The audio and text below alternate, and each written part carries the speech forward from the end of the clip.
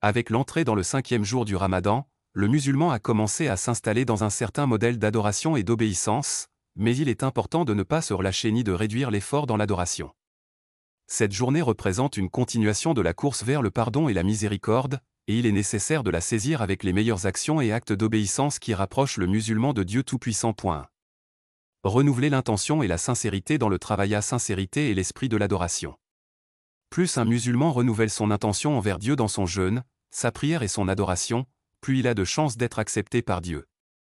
Le prophète, sur lui la paix et le salut, a dit « Les actes ne valent que par les intentions, et chacun n'obtiendra que ce qu'il a voulu, d'accord. » Par conséquent, un musulman doit avoir l'intention de passer toute sa journée dans l'obéissance à Dieu, que ce soit par des actes d'adoration directs ou par des actions quotidiennes ordinaires destinées à l'amour de Dieu. 2. Effectuer la prière du Fajr à l'heure. La prière du Fajr a un grand mérite, surtout pendant le Ramadan. Celui qui l'observe sera sous la protection et la protection de Dieu. Le prophète, sur lui la paix et le salut, a dit « Quiconque accomplit la prière de l'aube est sous la protection de Dieu », rapporté par Muslim.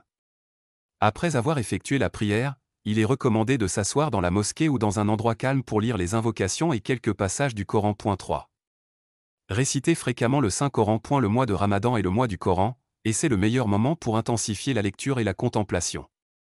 Dieu Tout-Puissant a dit, le mois de Ramadan au cours duquel le Coran a été révélé, Al-Baqarah, 185. Il est recommandé aux musulmans de consacrer une partie quotidienne fixe de sa récitation au Coran, afin de pouvoir le terminer une ou plusieurs fois au cours du mois béni. 4. Maintenir la prière de Dua. La prière de Dua est l'une des sunnas recommandées et elle a le grand mérite d'apporter subsistance et bénédiction.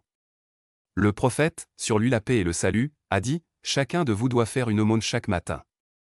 Chaque fois qu'il prononce « Gloire à Dieu » est une aumône, chaque fois qu'il prononce « Louange à Dieu » est une aumône, chaque fois qu'il prononce « Il n'y a pas d'autre Dieu que Dieu » est une aumône, chaque fois qu'il prononce « Dieu est grand » est une aumône, ordonner le convenable est une aumône, interdire le blâmable est une aumône, et 2 rakas accomplis dans la matinée suffisent pour cela. Rapporté par Muslim, 5. Augmenter le souvenir et la recherche du pardon. Le souvenir est l'un des actes d'adoration les plus faciles et les plus gratifiants, en particulier pendant le Ramadan. Un musulman peut faire beaucoup de choses, gloire à Dieu et louange à lui, gloire à Dieu le Tout-Puissant, il n'y a pas d'autre Dieu que Dieu, l'unique, sans associé ni associé. À lui appartient la royauté et à lui la louange, et il est compétent sur toute chose. Ô Allah, tu es le pardonneur et tu aimes pardonner, alors pardonne-moi. Dieu Tout-Puissant a dit, et à ceux qui se souviennent souvent de Dieu, hommes et femmes, Dieu a préparé pour eux un pardon et une énorme récompense. Al-Ahzab, 35, 6. Offrir un iftar pour le jeûne et faire des dons de charité est l'une des plus grandes actions du Ramadan et de nourrir ceux qui jeûnent. Le prophète, sur lui la paix et le salut, a dit « Quiconque nourrit ceux qui jeûnent aura une récompense égale à celle du jeûneur, sans aucune diminution de sa récompense », rapporté par At-Tirmidhi. Des repas d'iftar peuvent être fournis aux personnes dans le besoin ou des tables de charité peuvent être organisées. 7.